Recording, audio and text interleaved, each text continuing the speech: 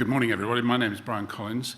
The first thing to say is, Pavel, thank you very much indeed for that comprehensive introduction to IASA and to its palace. And thank you again for hosting us here. As you say, it was an idea that came to us almost out of nowhere because of my attendance at your anniversary event, when I realized all of the thesis that you've just espoused matched extremely well the topic of infrastructure.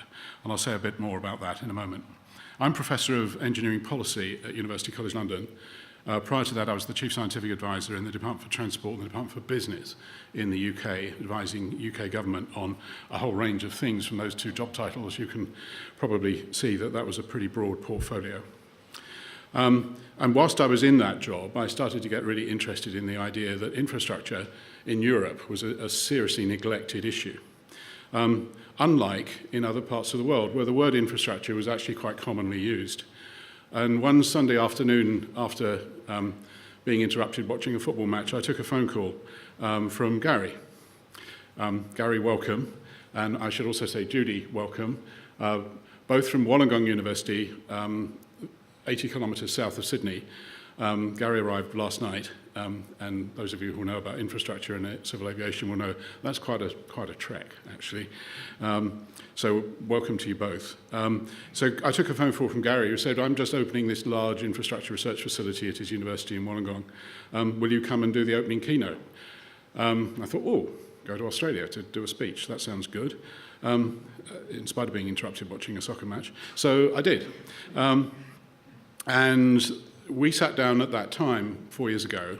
One of the things we thought about then, well, if infrastructure research is going to be important, and infrastructure is the basis which allows us to live in a developed society, and hopefully when we build it, allows something like 3/4 of the world's population to move from being in a developing society to a developed society, will cause them to be in a better place than they are now, that maybe this is an area where we could start the process of generating a community of capability around the world in academia and elsewhere to do research and development in infrastructure for the next generation. And that's where ISNGI for us started.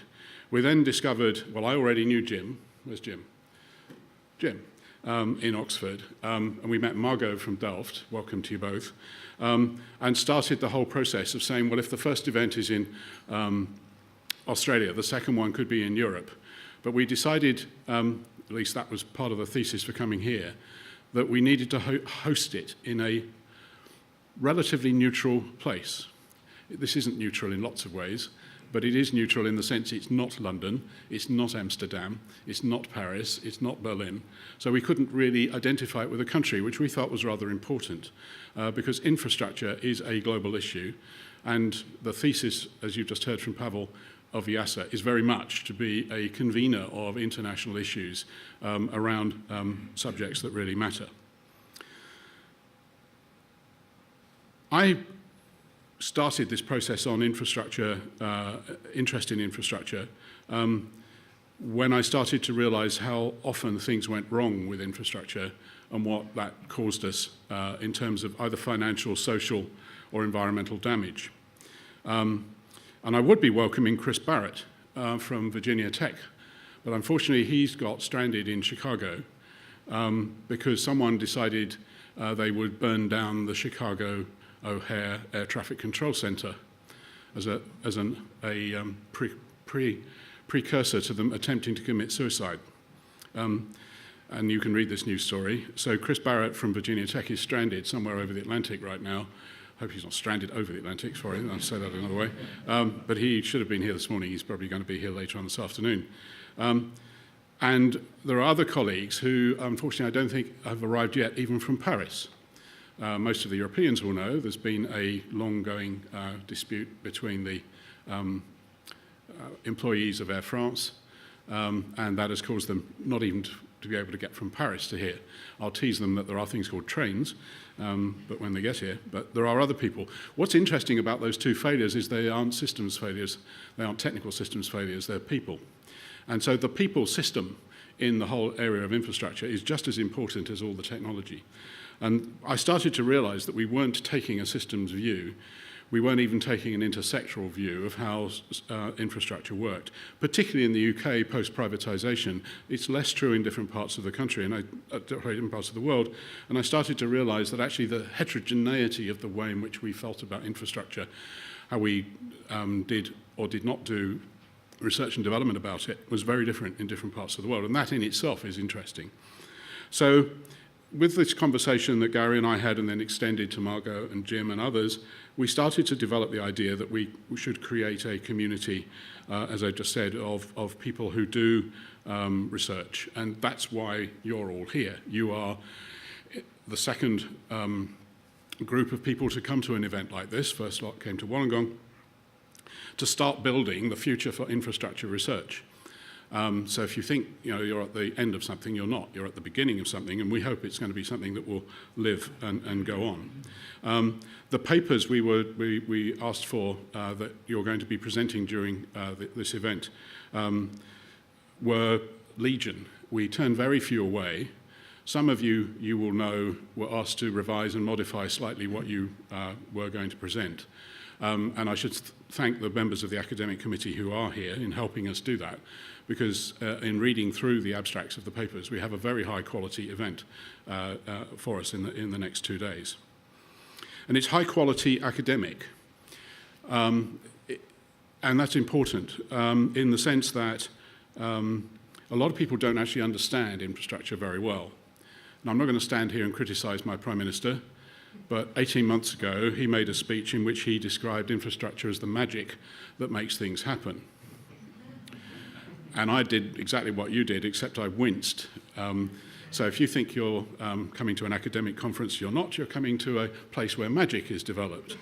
And all of us actually know that keeping infrastructure at the level of sophistication that we've got it in our cities and our countries isn't magic. It's a lot of very good engineering of all different sorts. And engineering is a word that, of course, derives from ingenuity. So we've been ingenious about a whole range of different things over the last 200 or 300 years in the time we've built what we now regard as infrastructure. And our politicians really need to understand better that it isn't magic. It's lots of very high-grade professional behaviour in a large number of disciplines. What we also spotted when we started the process of putting together the research programs on infrastructure was that there were some particularly new areas that weren't present in the first generation of infrastructure that was put in place anything between 100 and 200 years ago, depending upon your country. One of them was the interdependence between the various elements of infrastructure that allows us to live in a developed society. Secondly, that we were increasingly dependent on it, so its resilience to extreme events of one sort or another was more critical to us. That the financial models that we had were many and varied, and quite a lot of them didn't work very well, whether it was regulated as a public-private industry or as a private industry. We've got a new kid on the block called environmental effects, not least of which is climate change, but there's, excuse me, water security and other factors. Peter, good morning. Here is one of our travellers who's been affected by, was it Air France, this one? Yes. Right. Well, thank you for confirming what I said earlier, that there was a problem with our infrastructure called civil aviation. And lastly, and by no means least, the demographic trends of going from a few billion to many billion people on the planet. So all of those factors together, which of course are interdependent with each other, cause us to have to think about infrastructure as a system of systems on a range of different scales and through different disciplines with the heterogeneity of the way we live on the planet. That's why we're at IASA, because that's exactly the scale and nature of the problem that IASA's been dealing with and has expertise in. And I'd be delighted, Pavel, to start this community having a more formal relationship with IASA, because I think that would make a huge amount of sense. So before I finish and introduce our two keynote speeches, there's three people I need to thank. Tom, sitting in front of me. Kelly, who I don't think is in the room. She's setting up outside, bless her. And the other Tom, where is he? Oh, he's outside too. I'll say it again at the end, but these three guys have actually done all the work to make all of this happen. So just in public, thank you very much indeed. It's been fantastic to watch my delegated activity being carried out with such rigour and indeed in a systems way, which is entirely appropriate. We're now going to have two keynote speeches. Firstly, Gary Bowditch, the Chief Executive Officer of the Smart Facility at Wollongong University, who I think is going to give us a little bit of a reprise from last year, but also talk about some of the things that are going on from his viewpoint. And then Professor Richard de Neufville from MIT and from Singapore to tell us about his view of flexibility in engineering design. So Gary, the floor is yours to give us your address. Thank you very much.